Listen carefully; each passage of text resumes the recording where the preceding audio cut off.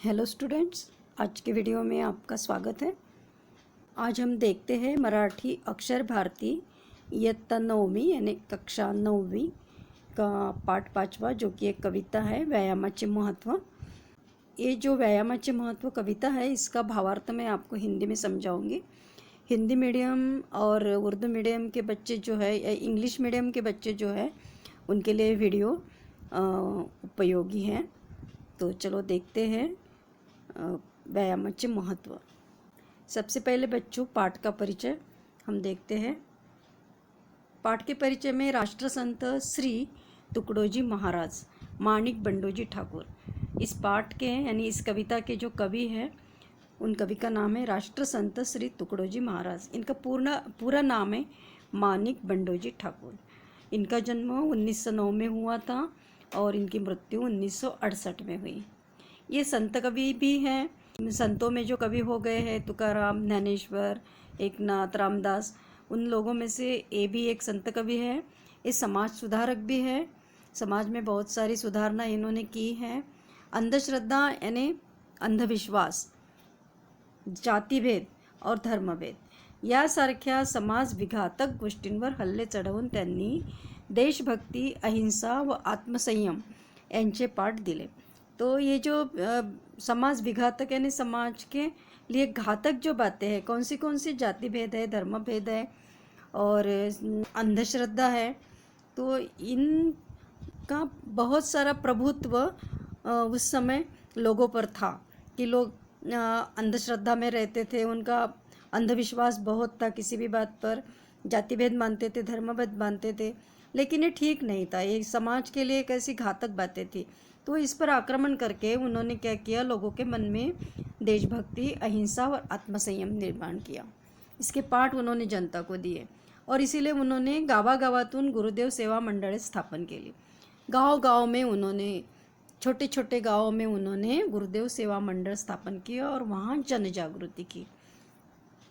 या कार्याबद्दल जनतेने त्यांना राष्ट्रसंत ही उपाधि देऊन त्यांचा गौरव केला और उन्होंने ये जो कार्य किया, इसके लिए जनता ने उनका राष्ट्रसंत ये उपाधि देके गौरव किया है। अनुभव सागर, भजनावली, सेवा स्वधर्म, राष्ट्रीय भजनावली इत्यादी पुस्तके प्रकाशित आहेत। राष्ट्रसंत श्री तुकडोजी महाराज इनके अनुभव सागर, भजनावली, सेवा स्वधर्म और राष्ट्रीय भजनावली ये किताबें प्रकाशित हो गई है।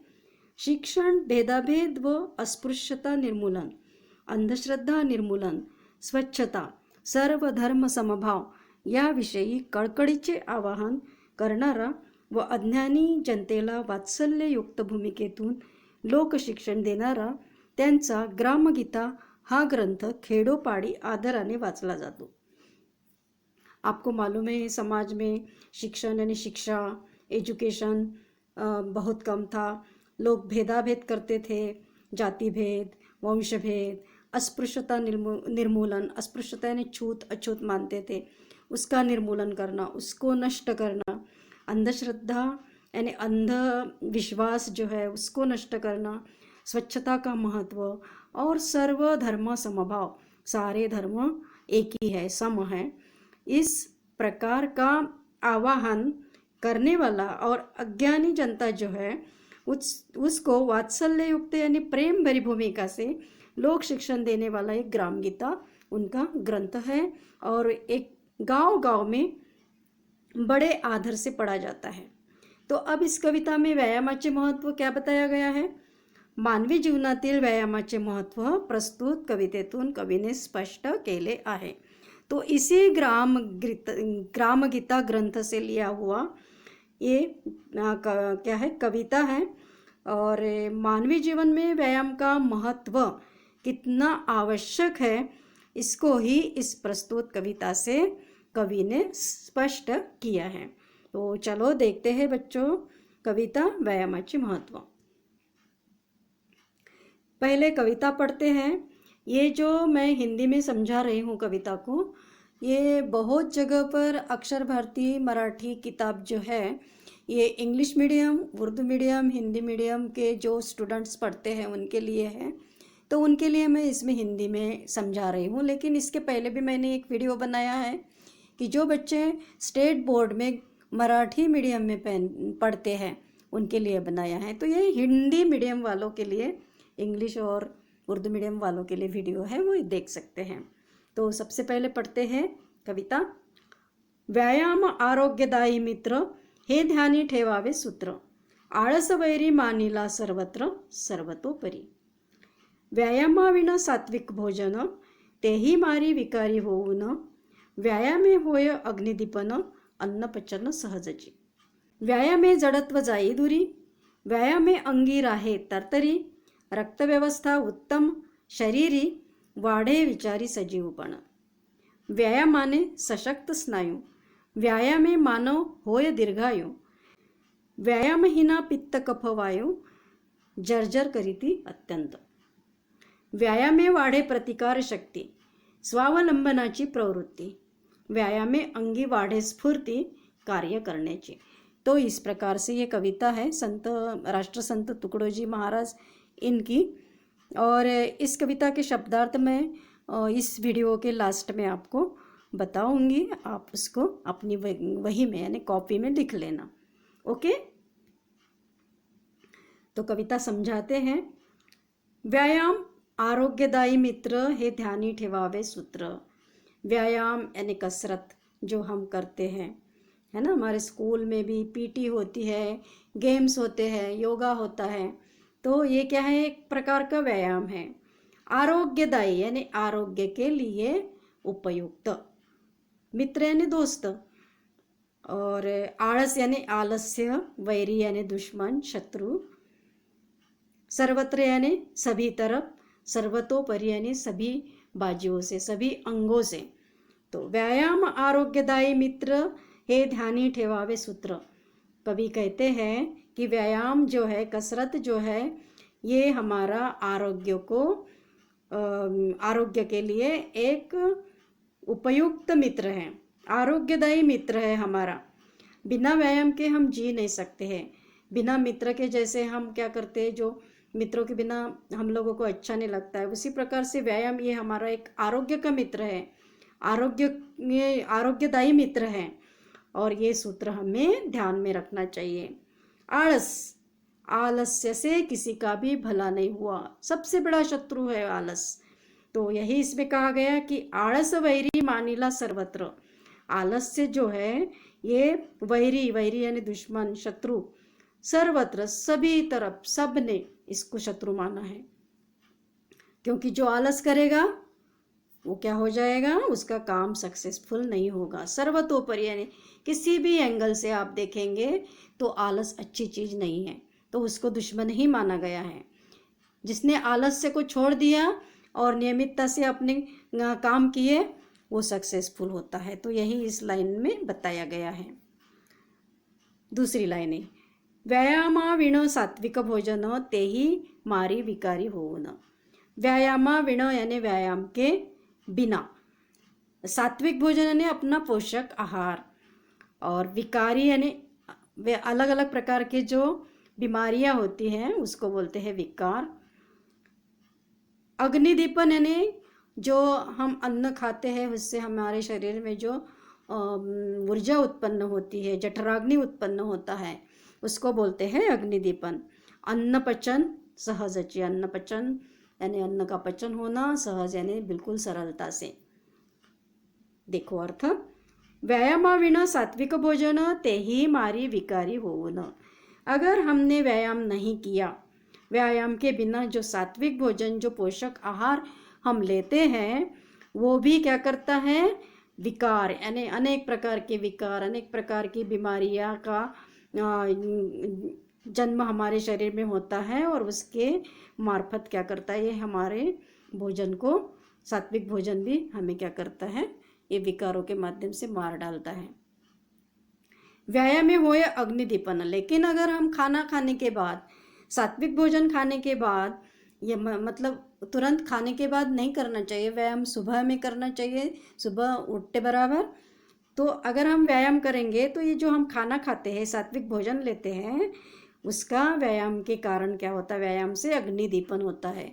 हमारे शरीर में ऊर्जा की आवश्यकता होती है, जठराग्नि की आवश्यकता होती है, और खाना खाने के बाद ये व्यायाम के कारण जठराग्नि प्रदीप्त होता है शरीर में, और हमारा अन्न का पचन जो है बिल्कुल सहजता से होता है।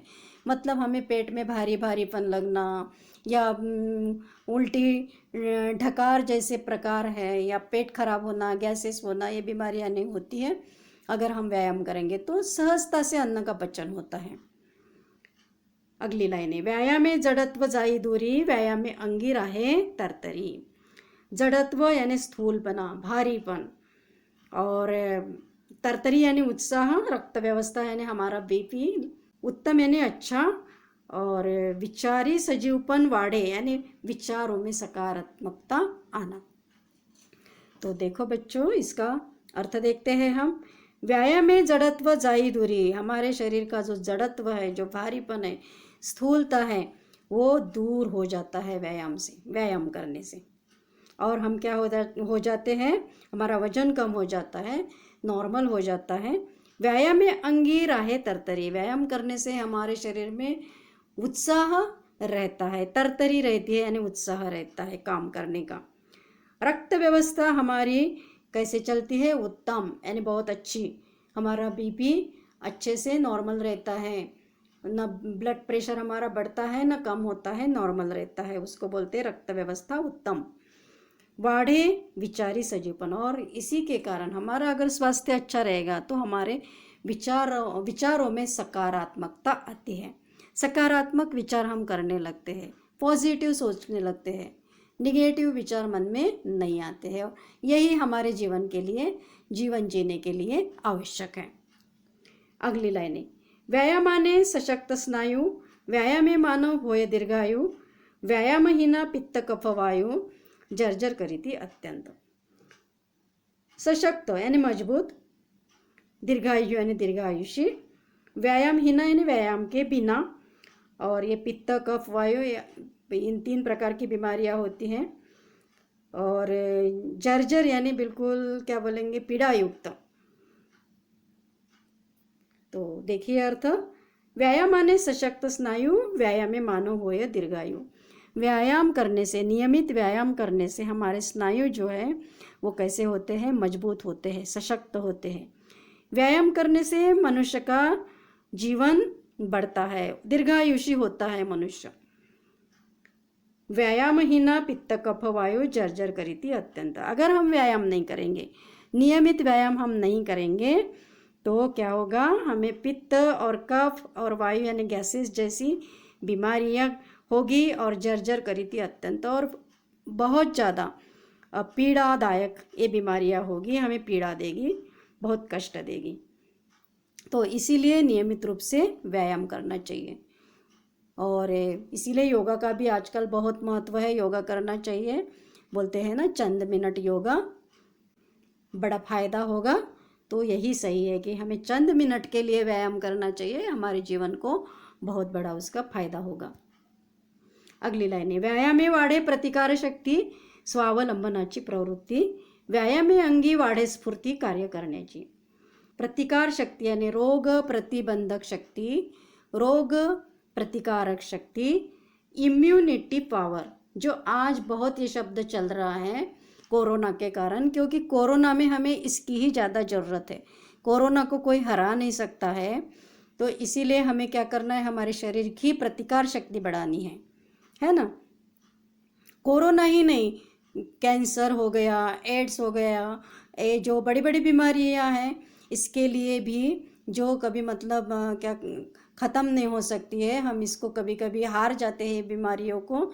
तो इसके लिए भी हमें प्रतिकार शक्ति अगर हमारी अच्छी है, इम्यूनिटी पावर अगर हमारी अच्छी है, तो हम इसका भी मुकाबला कर सकते हैं, हमारी आयु मर्यादा हम बढ़ा सकते हैं। तो यही कहा है कि व्यायाम में वाढ़े प्रतिकार शक्ति। तो यही इम्यूनिटी पावर जो हमारी है, प्रतिकार शक्ति जो है, रोग प्रतिकारक शक्ति जो है, व्यायाम के कारण बढ़ती है। इसीलिए नियमित रूप से हमें व्यायाम करना चाहिए। स्वावलंबन यानी स्वयं का काम स्वयं करना, उसको बोलते स्वावलंबन। तो ये स्वावलंबन की प्रवृत्ति भी हमारे मन में आ जाती है, बढ़ती है। किससे बढ़ती है? व्यायाम करने से।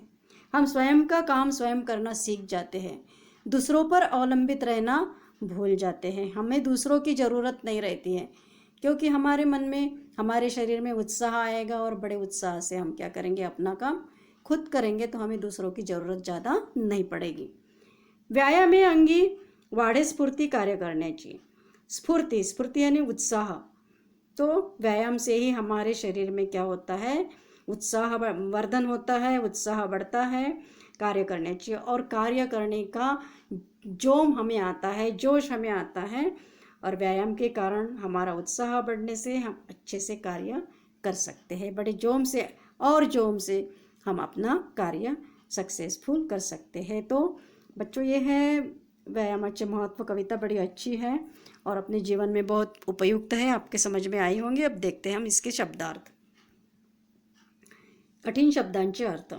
व्यायाम यानी कसरत, आरोग्यदायी यानी आरोग्य के लिए उपयुक्त, आळस यानी कंटाला, आलस्य, वैरी यानी दुश्मन, शत्रु, सर्वत्र यानी सभी तरफ, चारों ओर, सर्वतोपरि यानी सभी बाजुओं से, व्यायामाविण यानी व्यायाम के बिना, सात्विक यानी अच्छा, पोषक भी हम यहाँ बोलेंगे, भोजन यानी खाना, मारी यानी नष्ट करना, मारना, विकार यानी आजार, आजार को हम बीमारी भी बोलेंगे, अग्निदीपन यानी जठराग्नि उत्पन्न करना, अन्नपचन यानी अन्न का पचन, सहज यानी सोपा या सरल, जड़त्व यानी भारीपन या स्थूलता, अंगी यानी शरीर में, तरतरी यानी उत्साह, रक्त व्यवस्था यानी रक्त संचार, ब्लड प्रेशर,